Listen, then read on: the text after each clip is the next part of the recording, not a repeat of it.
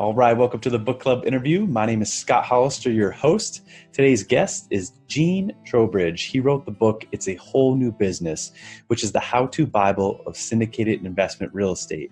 Gene is considered as the commercial real estate crowdfunding expert. He is also a licensed attorney, real estate broker, and author. He is a founding partner of the corporate securities law firm of Trowbridge LLP.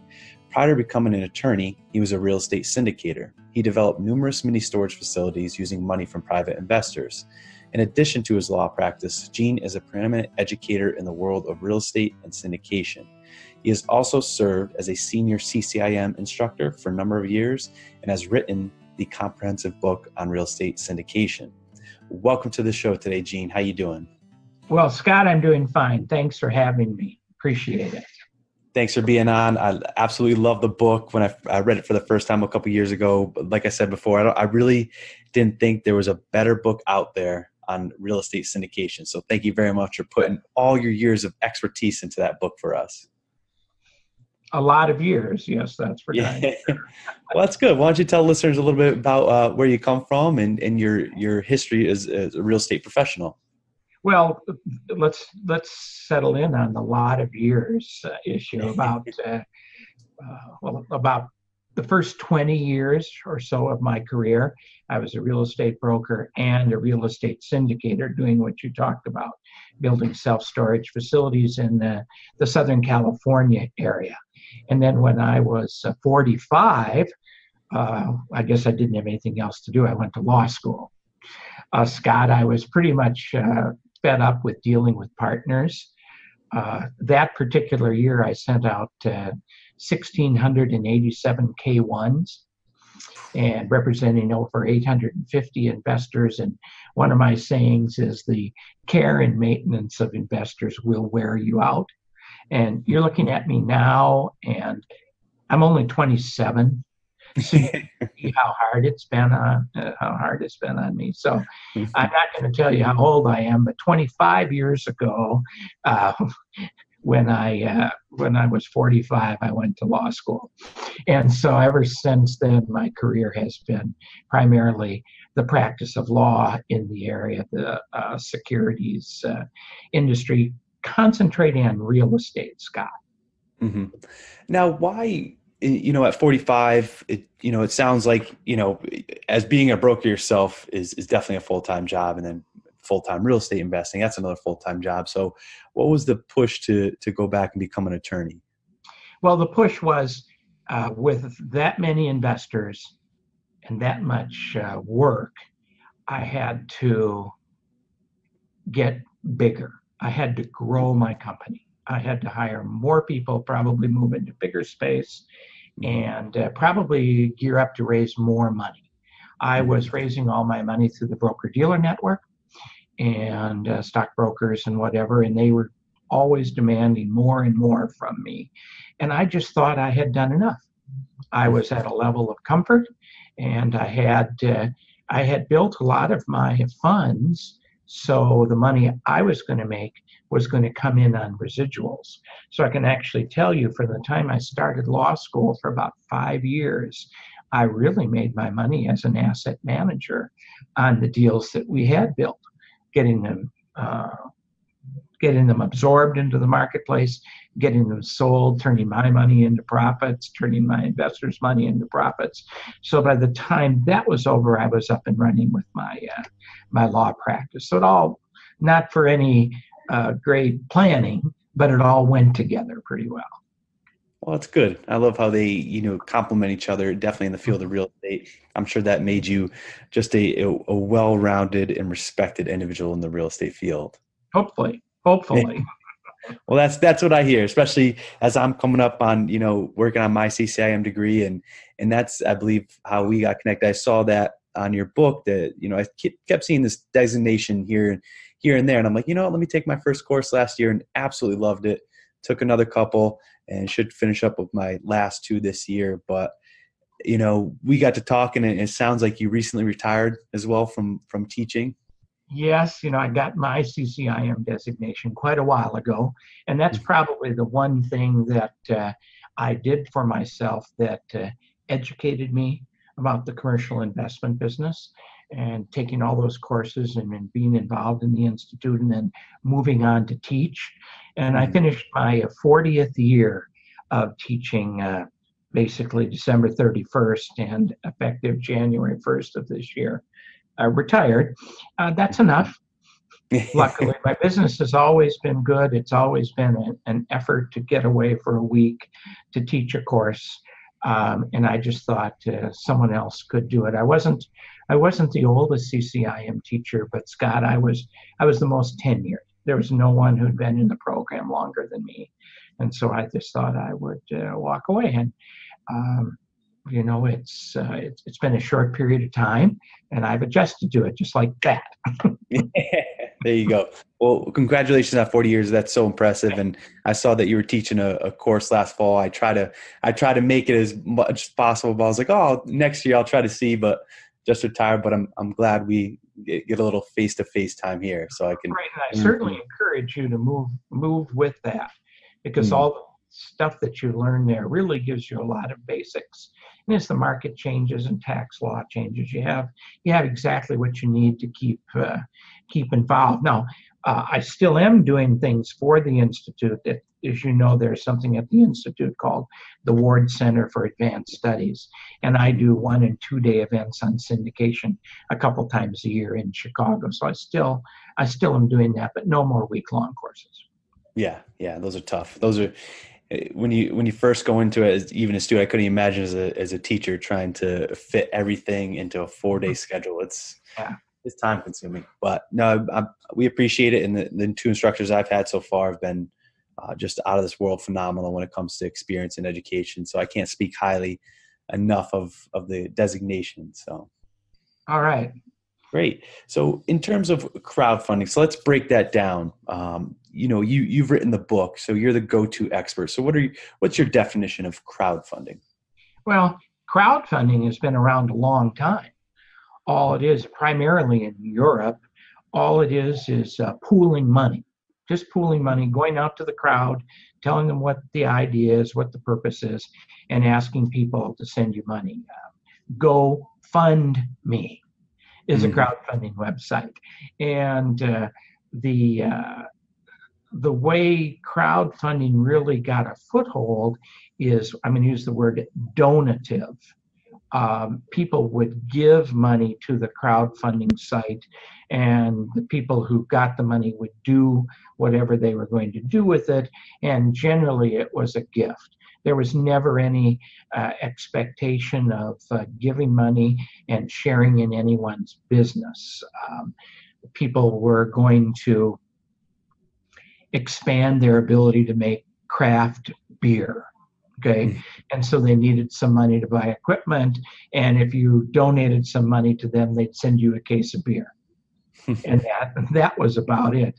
And then in 2013, the SEC came along and said, well, if we embrace the process of going to the crowd and bringing money in, maybe it would help for capital formation in the business world here in the United States. So the SEC adopted some rules that would allow you to advertise, go to the marketplace, raise some money, and bring it in to your business and let people share in the benefits of the business. But then that took us into the securities world. Prior to that, crowdfunding was going on all the time. You might get a t-shirt, some beer, or whatever, but you never shared in the profits of any business, because that would have been illegal here.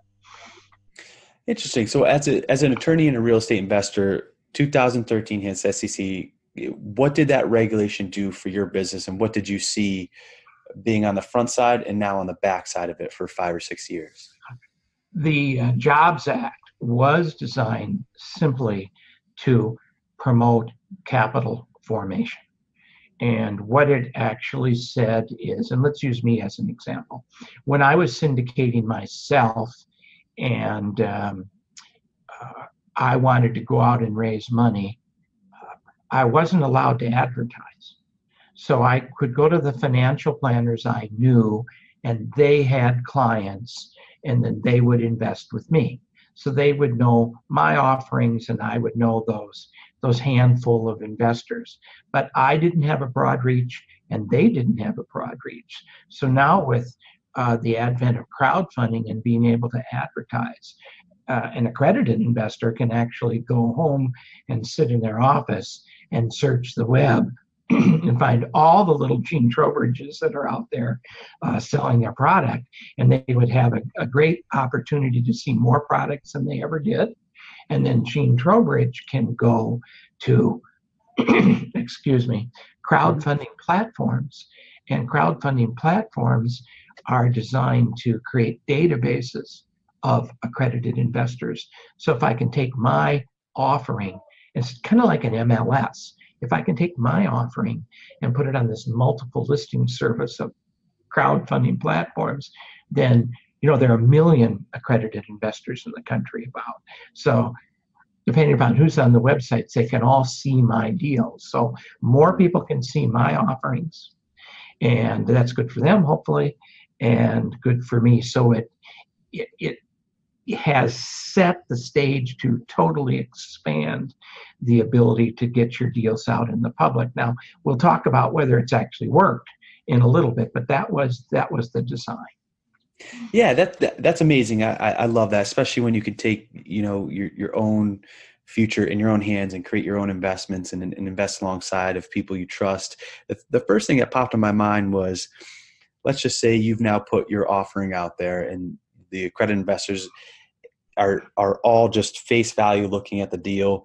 And when we talk about raising capital, trust is one of the biggest things. So how does that work when it's just a face value listing? Well, that's important in that, and so I can lead into what I just mentioned at the end of that. How is this working? Well, no matter how beautiful your website is, it's difficult to have someone just look at a website and then send you a check for $50,000. So the real successful crowdfunding platforms do create interaction. They have a platform where once the product is ready to go, they'll have a video. They'll have an opportunity like this for me to talk to investors, and investors can ask me questions and have a fully developed track record presentation. And they have some requirements.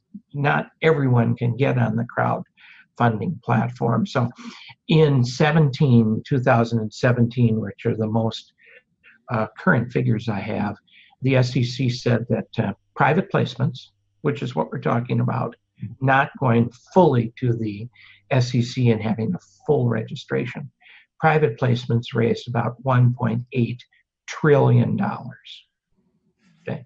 And so there were about 60,000 offerings in Regulation D, which is what you go for in the securities law if you're going to do a private placement.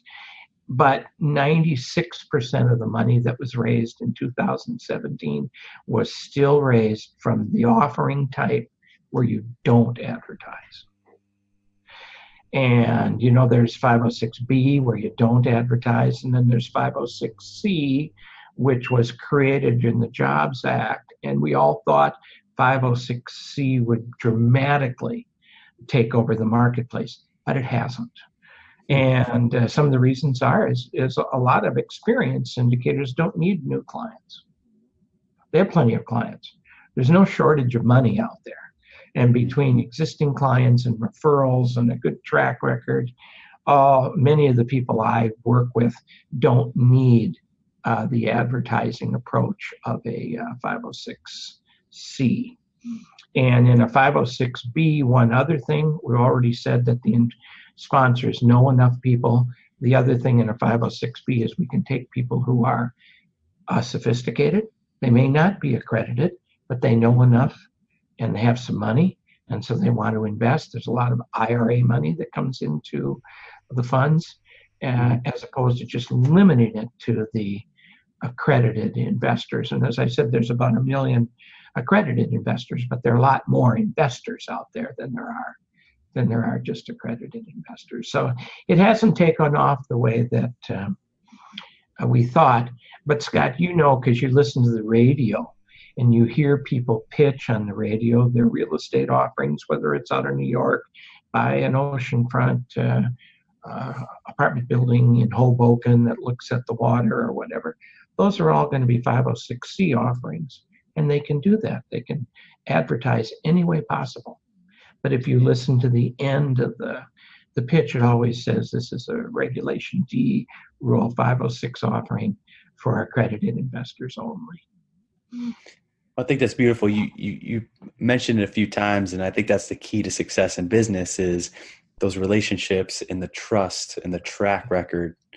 And I love that because it's very subtle if you're listening. So if you're listening, that's what you got to keep nailing home, right? It's that track record, building that trust. And I love just hearing actual facts of, 96% have come from this one, not an advertisement. So it's interesting. And, one other thing that comes from those facts is the median amount of money that's raised in these 60,000 offerings.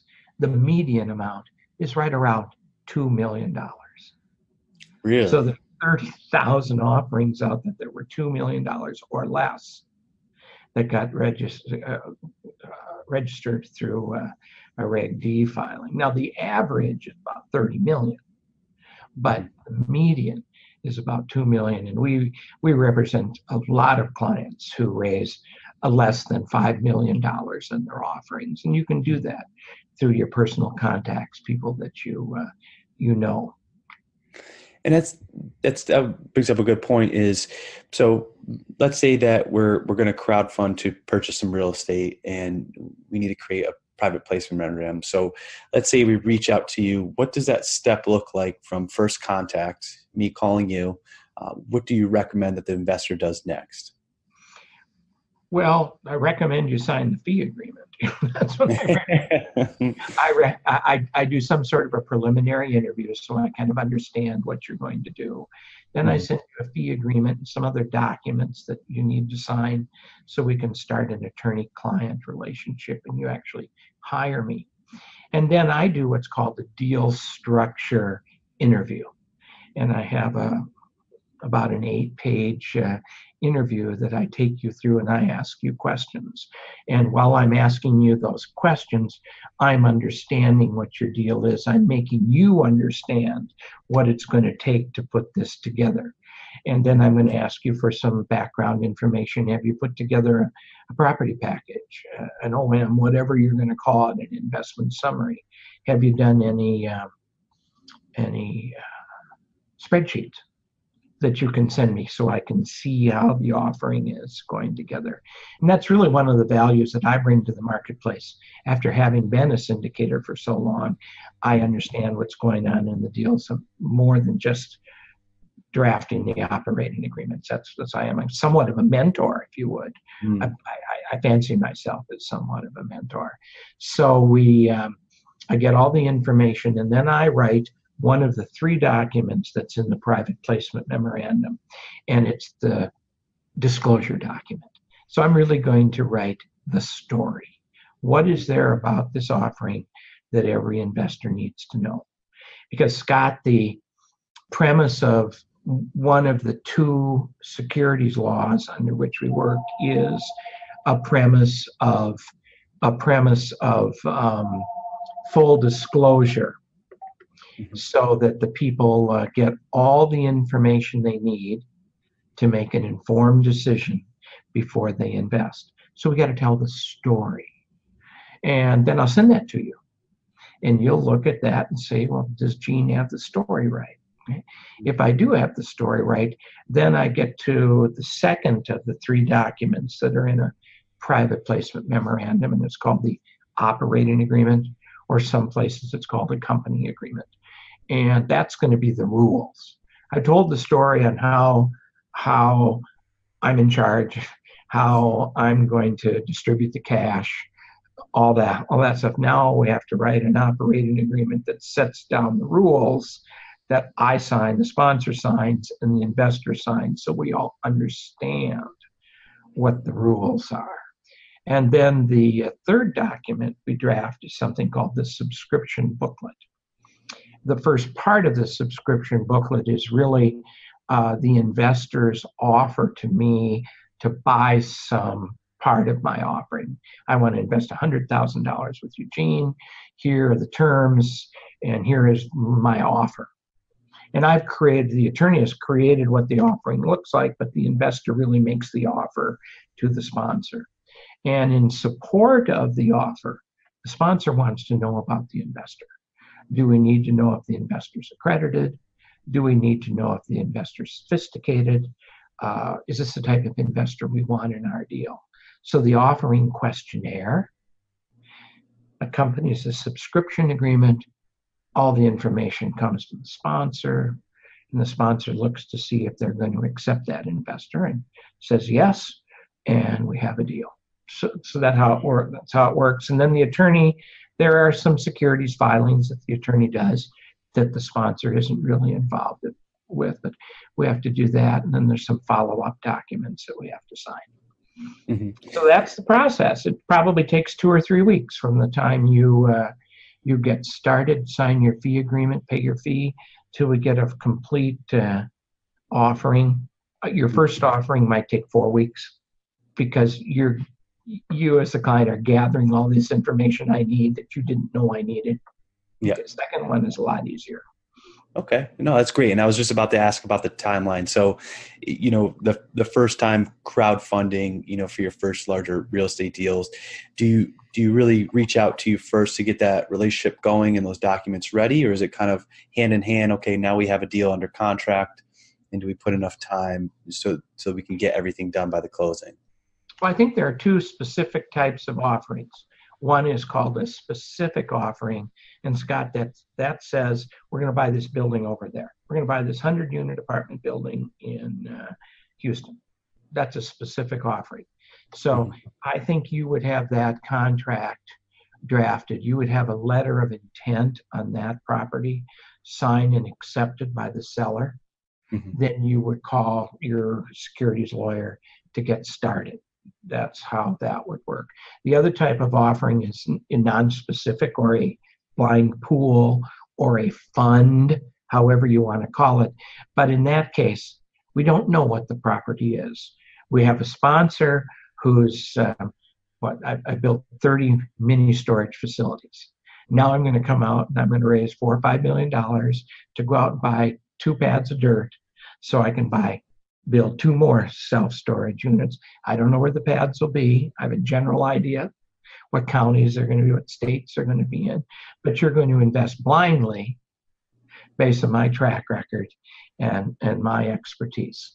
And so in that case, in the blind case, we would do all the documents first. So when I go to you and say, here's my plan, here's my business plan, if you buy it, send me some money. And the other one, the specific one, you have to have the property tied up. And then you ask the investor for their money.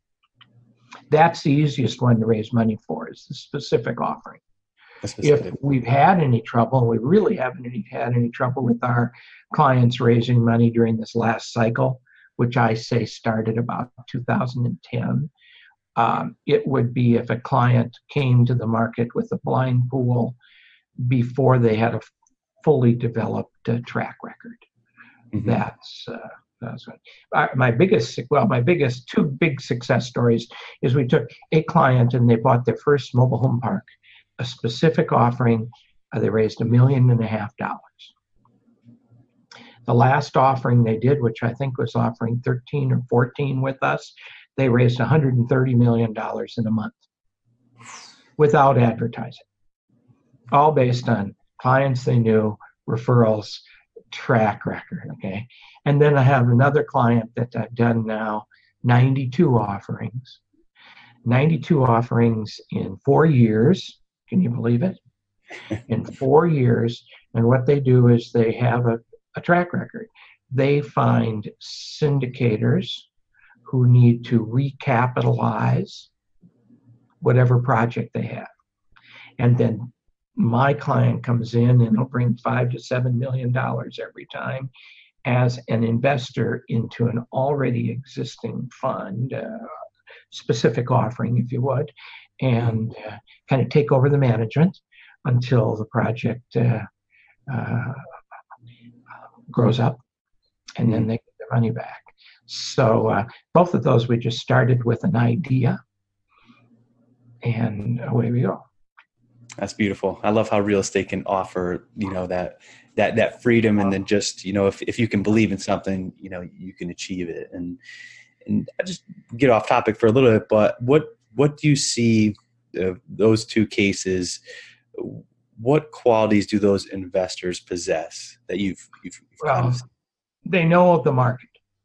The mobile home people absolutely know the market, and the other company does more varied types of product, but has an unbelievably strong due diligence team and great potential investors. Money isn't the issue. Doing the due diligence on the project and finding the project, and then of course over those 90 some offerings, they probably work with 5 or 6 or 7 sponsors who do deal after deal after deal. Mm-hmm. That's the way that goes. And I guess somewhere along the line you're going to ask me what mistakes the syndicators make, and I'm telling you, one of the mistakes you make is to go far afield from what your specialty is. If you're going to be an apartment syndicator, well, be an apartment syndicator. Don't decide one week that there's a great Walgreens out there and you're going to syndicate the Walgreens, because your investors don't want Walgreens, they want apartments, and you look like an apartment guy. Mm-hmm. So don't do that.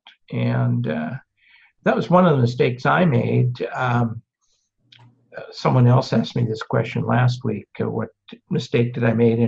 And I think I made a mistake once in being a syndicator and thinking I always had to have a product on the street. That if I didn't have a product on the street, investors would go to someone else's deal, and maybe I'd lose them as an investor. So I always had to have something on the street. And one particular time, there was a trade show that I was going to be there standing alongside of my competition, and I didn't have a product, and so I jumped the gun. I bought into some dirt that I was going to build a building on, and I didn't have it pre-leased, nothing like that. We just spec, if you would, and it turned out okay, but it was a mistake. It was a hard money raise, took longer than it needed to facilitate, and people got the money back, and that's about it. So that was a mistake. Yeah, well, that's wisdom over the years, right? So if you were to give any advice for someone just starting on the back end of this cycle, let's say 2010, and with you being through so many cycles and so much knowledge, and I mean, your track record's impeccable, right? I mean, you're just at the top of the list when it comes to experience and wisdom and education. So looking back, what would you say for the next cycle going forward, and any good advice? My experience as a syndicator and as an attorney through these cycles is my business always boomed when the cycle was bad. Just boom. There's a lot of money out there, and the experienced real estate investors will understand when they can buy at the bottom of the cycle. Rookies won't understand. Rookies won't have anything to do with it. So if you have a database and a track record, you can syndicate at all times. I do think that the cycle I'm worried about in syndication, and I have seen, is the availability of financing. Not that all of a sudden cap rates are at 10 when they were at 4, okay, but financing. If financing goes away, and that's a concern I have now, because I have a lot of clients who bought properties in 2010 to 2015 on loans that are 7 years, 7-year due dates. And now we're coming into that period of time. And whenever you get a loan that's a balloon or has a term that's short, you're adding risk. Because at the time that loan is due, you only have 3 choices. You sell the property, who knows what the market is. You come up with cash to pay it off, who knows if you can do that. or I guess you can try to refinance it, but I'll talk about that in a minute, or you give the property back. So it's very, very difficult. Sometimes there's no refinancing funds available. And I will tell you that experienced real estate people know that the bank that has the loan will never refinance it for you. They're not your answer. They want someone else to take them out and move forward. And if there isn't another bank out there, you're in trouble. So I'd be watching the availability of funds. But Scott, that's why apartments are so popular, because Fannie and Freddie, unlimited amount of funds. So many beginning syndicators and experienced syndicators stay with apartments. People need places to live. The government's going to fund all the apartment business. So there you go. Mm-hmm. Well, that's interesting. I love hearing that with the added risk, right? And talking about the unknowns. And that was the hardest concept for me to get, especially taking the 101 CCM class. I was like, well, how do we, pick our exit cap rate, right? And to get that IRR. It's just, I couldn't get a clear answer from reading and talking with anybody, but like you said. And that's funny, because there are people say, well, if I'm going to buy at 5, I'm going to estimate that I'll have to sell at 6. Okay. That's a very common decision or explanation, that the going out cap rate will be higher. Well, I can tell you 7 years of experience, anyone who said that was wrong. The going out cap rate is lower, but that's a great way to be wrong. Okay. Yes. Well, I think it's going to be 7 or 6, but we're selling it at 4. So great. Now, what I'm worried about is the people who say, well, in the last 6 or 7 years, cap rates have always gone down. So if I'm buying at 4, I can certainly sell at 3 or 3.5. Wait a minute. What tells you that that's going to happen? And so then you have to go back into the stuff that you've learned. This is a little esoteric, but how do you build a cap rate? What's the risk-free yield that someone can get on their money today? It's pretty much Treasury bill. How much more do they need to take the risk of going into something illiquid like real estate? And maybe what's their expectation of inflation? So let's say T-bills are 2%. And let's say in order to buy in real estate, you want at least another 2% for your yield. So now we're at 4. And by gosh, you think that inflation over the next 5 years is 2. So we've just built a cap rate of 6. Okay. So that's what you should be buying at. Okay. Or if you're buying at 4, you might just think that the going out cap rate will be 6. That's a way to look at cap rates, because it's all built on risk-free premium plus a risk-reward premium for buying real estate. Mm-hmm. No, I like that. In terms of picking your year exit, and it could be market dependent where you're at in the cycle, but let's say you're doing a 5 versus a 10-year hold. How do you look at that? And I know this is a very specific question that probably has a broad answer, but in terms of your expertise, is there, do you look at where we're at in the cycle to gauge that and then look at the market? Well, I can tell you what's happening today, and I find it very interesting. I will get clients who will come to me, and in how they've learned to project and underwrite, they make a projection that in our 5 to 7 year hold projection, which is probably tied to what the balloon on the mortgage will be, what the refinancing would have to be. We think we're going to do a 1.8x, 1.8 times. So if we put in $100,000 and we can give you $180,000 back, we reached our goals. And because of the appreciation in the market and the increase in values, they're meeting those goals in 2 or 3 years, half the time that they projected.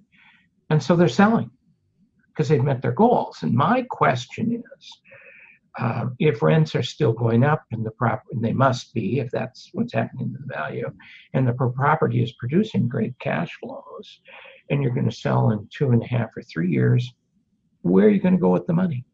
yes, you met your goals and that's fine, but now the investor has this money and now you've got to buy back into the market. It maybe, who knows? I don't know what the methodology is there.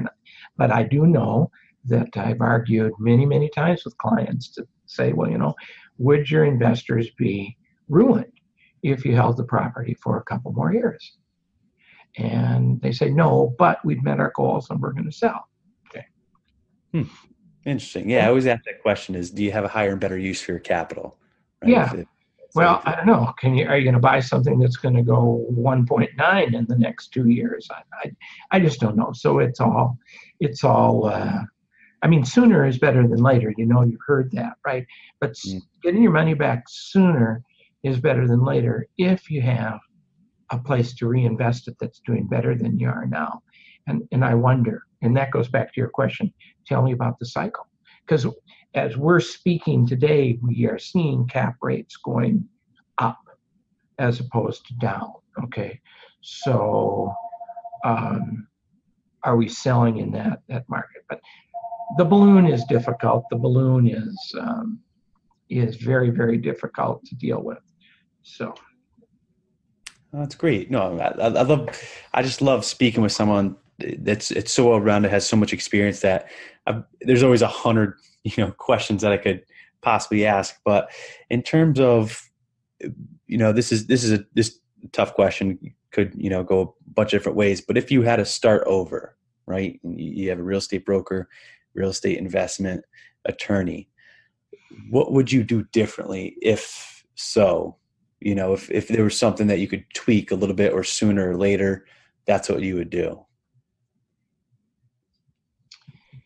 What would I do differently? Well, I would have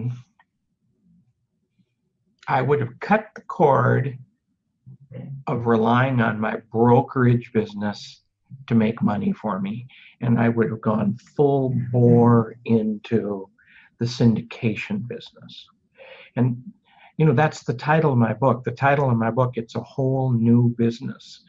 And being in the marketplace where you are representing clients as they buy and sell things for themselves, as opposed to representing people where you take their money and invest it for them, there's some conflicts there.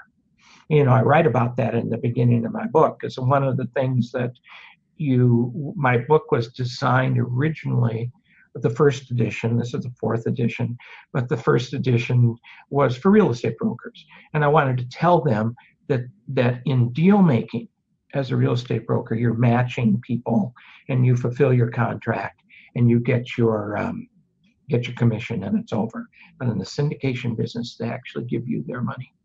Now you're in charge of their money. So you have a huge fiduciary duty. And there are conflicts around doing both. And I would have been happier if I just would have dived into it as soon as I could. But that's an economic decision too. An economic, could I have afforded to do that? Maybe I couldn't have afforded to do it, but maybe by not cutting the ties, it took me longer to be a success than I thought. I would not have said, and I'm not going to say, I would have gone to law school earlier. This was the right time for me to go to law school because I had a whole world of practical experience. I'm going to go to law school. I'm going to concentrate on passing the bar and come home and add my law to my practical experience. And Scott, I'll tell you, when I was going to law school, I had a study group, and we were all in our 40s. There was a nurse who wanted to be a lawyer so she could practice in that area of medicine. Okay. There was a cop who wanted to be a lawyer so he could be a public defender. There was a software developer who wanted to be a lawyer so he could deal with intellectual property and trademarks and patents. And here comes a real estate syndicator who had only one purpose. I wasn't going to do divorces. I wasn't going to do family law. I was going to help people do what I had done and become successful. And we all had clear path, and we all passed the bar the first time. We all went on and did what we did. 15 years earlier, I don't think I would have been as focused as I was for that. So, and I wouldn't have been done with syndication. Then you've got two things again, and you can only do one thing well. Yeah. Well, that's wise advice, and I appreciate that so much. And I definitely understand that confusion, or, the choice of leaving that active money to pursue passive money, even though it might not pay right now. And that's that balance I think we all play as investors, trying to get ahead and hopefully, become financially free eventually. Mm-hmm. And not everyone should be. I hope there are people listening who aren't going to be syndicators.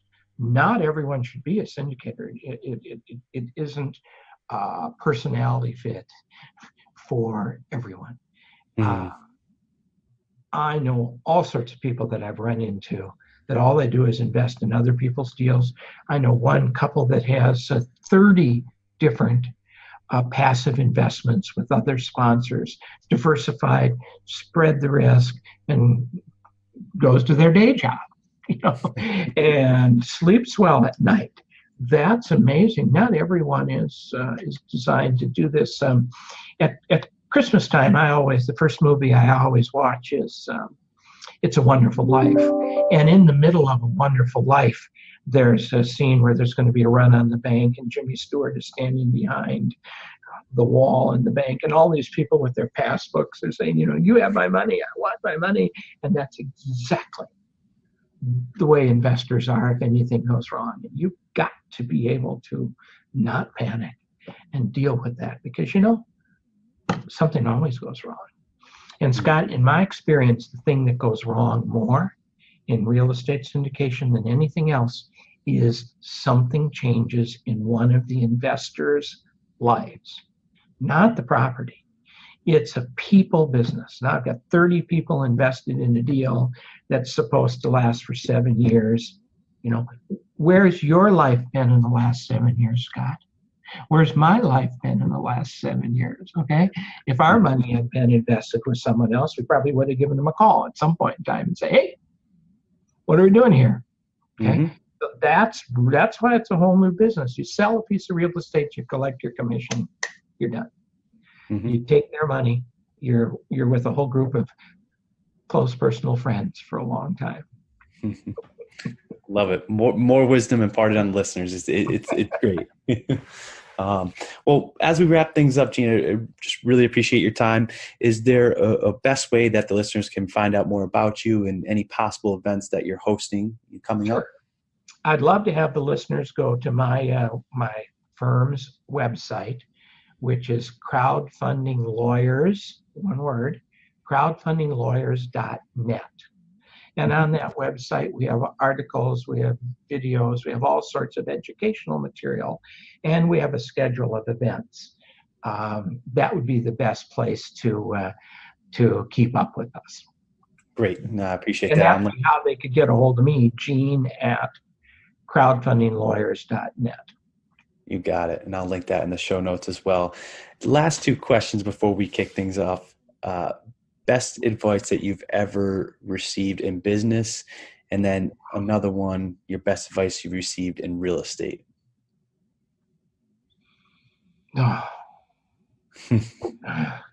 So the best advice I've received in business is stick within what your parameters are. And in my careers, my two careers as a broker, syndicator, and as an attorney, I've faced several times, 3 times specifically, where the decision was either to grow and expand or understand what I am. Mm-hmm. And I've always understood what I am, and I've always stopped before I for me, overextended myself. Now, other people would have done something different, but that's not me. And what's the best advice I've ever heard in real estate? Take the CCIM courses that are out there. get your designation, education, networking, stick with the group. You'll meet all sorts of great people, and they will lead you to success in the real estate market. And I'm not a paid spokesman, okay? I'm just a guy who's been in that, and I owe a lot of my success to that organization. There are many organizations I could have joined over the years, but I found one that worked for me, and so I invested all my time and energy and money there. Okay. Oh, well, that's and great. do things like this. Do things like this. When someone like Scott comes to me and says, will you talk? And then I know this is going to go out to your minions of listeners. I want to do this because I want to share my experience with people and let them know I'm a mentor. If they want to talk to me, call me. I always answer the phone. And that's amazing. I mean, you speak volumes, and that's what I really love about CCIM and real estate investors in general, right? They've always been so friendly, right? You didn't have to give me the time of day, but you gladly answered the phone, and I love that, because once you have that support, that education, and that networking, that's, like you said, how you're really going to grow. So appreciate your time so much, Gene. Yep, your experience, your level of expertise is bar none. Glad I got to spend a little bit of time today, and thanks for writing the book. Highly recommend it. It's a phenomenal book, and I truly appreciate your time, Gene. All right, thank you, Scott. Thank you.